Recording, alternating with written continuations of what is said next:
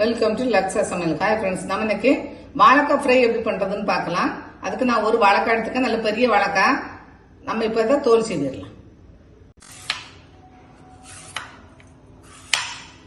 நம்ம தோல் செய்யாச்சு, இப்ப நம்ம கட் பண்ணிடலாம். இந்த ஷேப்ல எல்லாமே நம்ம வெட்டிக்கலாம். இந்த மாதிரி ஷேப்ல கட் பண்ணிக்கலாம். ஆனா கொஞ்சம் திக்கா கட் பண்ணீங்கன்னா தான் உங்களுக்கு அது வெந்து வரும்போது நல்லா சாஃப்டாவும் இருக்கும், கிறிஸ்பியாவும் இருக்கும்.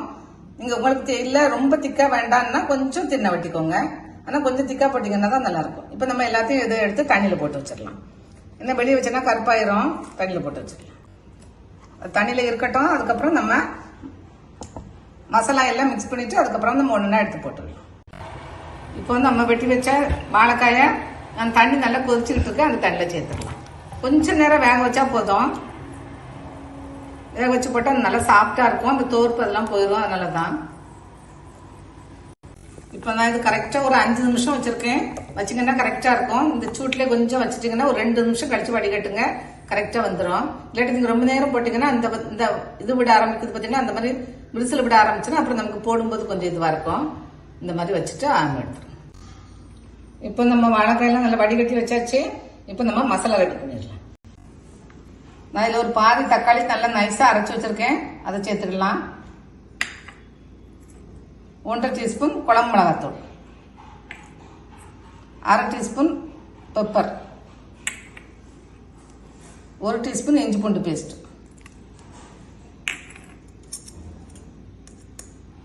சிட்டிகை மஞ்சத்தூள், தேவைக்கு உப்பு. உப்பு நீங்க பார்த்து போட்டுக்கோங்க. ஒரு பாதி லெமன் பிழிஞ்சுக்கலாம். பிழிஞ்சிட்டு நம்ம எல்லாத்தையும் சேர்த்து நல்லா மிக்ஸ் பண்ணிக்கலாம்.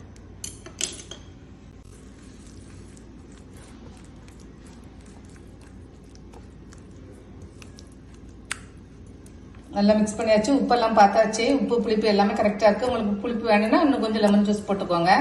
இப்போ நம்ம எல்லா பீஸ்லையும் தடவிடலாம். எல்லாம் மிக்ஸ் பண்ணிட்டு நம்ம கடைசியா 1 ஸ்பூன் அரிசி மாவு சேர்த்துக்கலாம். நீங்க அரிசி மாவு போட்டீங்கன்னா நல்லா மொறுமொறுன்னு வரும். இல்ல உங்களுக்கு ரொம்ப மொறுமொறுன்னு வேண்டாம், சாப்பிட்டா தான் வேணும்னா அரிசி மாவை ஸ்கிப் பண்ணிக்கோங்க. இப்போ நம்ம நல்லா மிக்ஸ் பண்ணிடலாம்.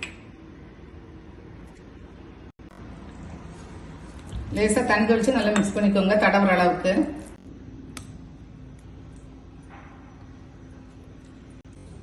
இப்போ நம்ம எல்லா பீஸும் நல்லா மசாலா போட்டாச்சு. இப்போ நம்ம ஃப்ரை பண்ணிடலாம். கொஞ்சமா எண்ணெய் ஊத்திக்கோங்க. அப்புறம் நம்ம பத்தலைன்னா கூட சைட்ல நம்ம ஊத்திக்கலாம். தேவைன்னா ஊத்திக்கலாம். நம்ம எப்பவுமே நிறைய எண்ணெய் ஊத்தினா அது வேஸ்டா போயிடும். தேவைன்னா நம்ம கொஞ்சமா சுத்தி ஊத்திக்கலாம். ஒண்ணு எண்ணெய் ஸ்மெல்லாம் ஒண்ணும் வராது. இப்ப நம்ம ஃப்ரை பண்ணிடலாம்.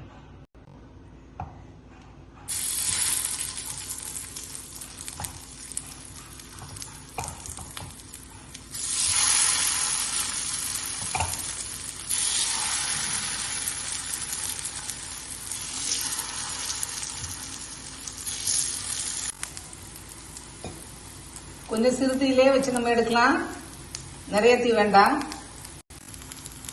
இப்ப நம்ம மாத்தி போட்டுடலாம்.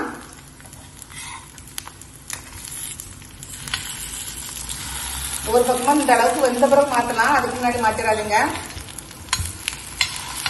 அப்பதான் உங்களுக்கு கலர் நல்லா ஈவனா வரும்.